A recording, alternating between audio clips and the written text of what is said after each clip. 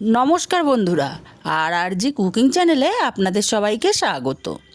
আজ নিয়ে হাজির হয়ে গেলাম আলু বেগুন বড়ি দিয়ে চেলা মাছের ঝোল, যেটা খেতে কিন্তু অসাধারণ লাগে। তো চলুন শুরু করা যাক। আমি এখানে 6 পিস চেলা মাছ খুব ভালো করে ধুয়ে তারপর লবণ হলুদ মাখিয়ে রেখেছি। এখন সোজা রান্নায় চলে যাব। উনুনে কড়াই বসিয়ে দিয়ে কড়াই গরম করে তেল দিয়ে দিচ্ছি। তেলটা গরম করে অল্প লবণ দিয়ে দিলাম। এবার তেলটাকে ছড়িয়ে দেব খুন্তি দিয়ে, যাতে মাছগুলো কড়ার গায়ে লেগে না যায়। বন্ধুরা, এই মাছে কাটা বেশি, কিন্তু খেতে কিন্তু অসাধারণ স্বাদ। মাছগুলো এক এক করে দিয়ে দেব। যারা খেয়েছেন তারা তো জানেনই যে এই মাছগুলো খেতে কতটাই না স্বাদ। আমি সব মাছ একসাথে দেব না, অল্প করে দিলাম, 4 পিস দিলাম, পরে আর 2 পিস দিয়ে ভেজে নেব। মাছগুলো খুব কড়া করে ভাজবো না,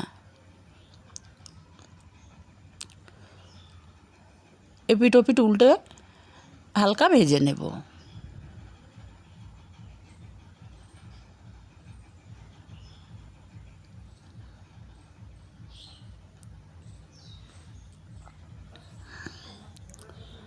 মাছগুলো ভাজা হয়ে গেছে, উঠিয়ে নিচ্ছি।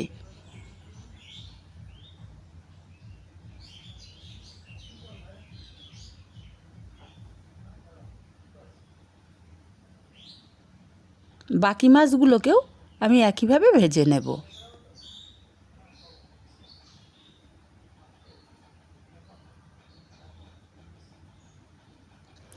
বাকি মাছগুলো ভাজা হয়ে গেছে, উঠিয়ে নিচ্ছি। এখন এই তেলের মধ্যে দিয়ে দেব কিছুটা বড়ি। বড়িগুলোকেও লাল করে ভেজে উঠিয়ে নেব। আর বড়ি ভাজতে বেশি সময় লাগে না। দেখুন, বড়িগুলো সুন্দর লাল লাল করে ভাজা হয়ে গেছে। বড়িগুলোকে আমি উঠিয়ে নিচ্ছি।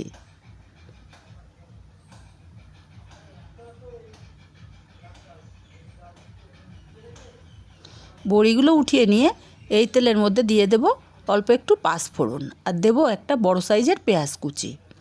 পাঁচফোড়ন আর পেঁয়াজ কুচি একসাথে ভাজার দরুন তরকারিতে কিন্তু একটা আলাদা ফ্লেভার আসে। পেঁয়াজটাকে হালকা ভেজে নিয়েছি। এখন আগে থেকে কেটে ধুয়ে রাখা আলু আর বেগুন দিয়ে দিলাম। আমি একটা চই ডাঁটাও এখানে দিয়েছি। চই ডাঁটাটা পুরোটাই অপশনাল, আমি প্রতিটা তরকারিতে ব্যবহার করি। সর্দি কাশির জন্য খুবই উপকারী। আলু বেগুনটাকে হালকা একটু ভেজে নিয়েছি। দেখুন, আলু বেগুনটা বেশ ভাজা ভাজা হয়ে গেছে।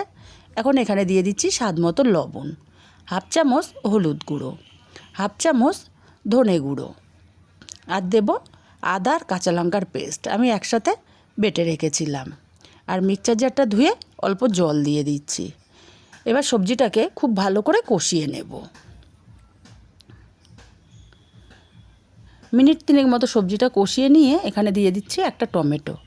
টমেটোটা দিয়েও আরও কিছুক্ষণ আমি সবজিটাকে কষিয়ে নেব। টোটাল সবজিটা আমি মিনিট 6 মতো কষিয়ে নিয়েছি। খুব ভালো মতো কষানো হয়ে গেছে। পরিমাণ মতো জল দিয়ে দিচ্ছি। এবার জল দিয়ে খুব ভালো করে মিশিয়ে নিয়ে তরকারিটা ফুটে ওঠার অপেক্ষায় থাকবো।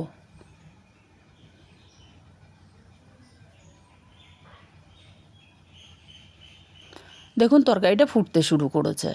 এখন আমি দেখে নেব আমার আলুটা সেদ্ধ হলো কি না। হ্যাঁ, আলুটা খুব সুন্দর মতো সেদ্ধ হয়ে গেছে। এখন এখানে দিয়ে দেবো ভেজে রাখা বড়িগুলো। বড়িটা দিয়ে একটু নেড়ে চেড়ে দিয়ে ভাজা মাছগুলোও আমি দিয়ে দেবো একই সাথে।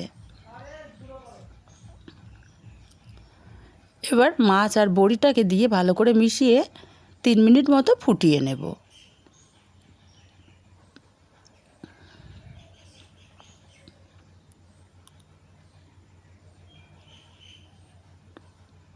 মিনিট 3 আমি ফুটিয়ে নিয়েছি।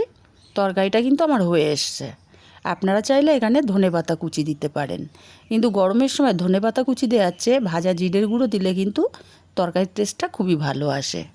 আমি এখানে অল্প একটু পরিমাণে ভাজা জিরের গুঁড়ো দিয়ে দিলাম।